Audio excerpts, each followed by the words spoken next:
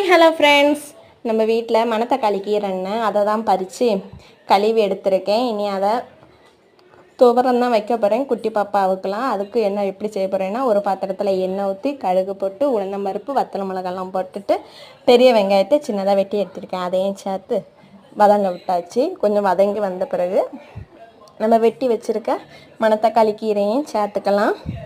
சேர்த்து இதை நல்லா கிளறி எடுத்துக்கிட்டு இனி தேவையான அளவு உப்பையும் சேர்த்து இதை நல்லா வதங்க விடலாம். வெந்த பிறகு கொஞ்சமாக மஞ்சள் பொடியை சேர்த்துட்டு இதில் தண்ணியே சேர்க்க வேண்டாம். தண்ணி நல்லா பிரிஞ்சு வருது பார்த்தீங்களா, தண்ணி நான் சேர்க்கவே இல்லை, அதுலேருந்தே வருது. இனி ஒரு கைப்பிடி தேங்காய் துருவலையும் போட்டு நல்லா கிண்டுன்னு கிண்டி கொடுக்குங்க. குட்டிஸ்க்கெலாம் ரொம்ப பிடிக்கும். எங்கள் அம்மாலாம் சின்ன பிள்ளையில இருக்கும்போது இப்படி தான் ஒன்று ஒன்றா செஞ்சு தருவாங்க, உடம்புக்கு நல்லதுன்னு.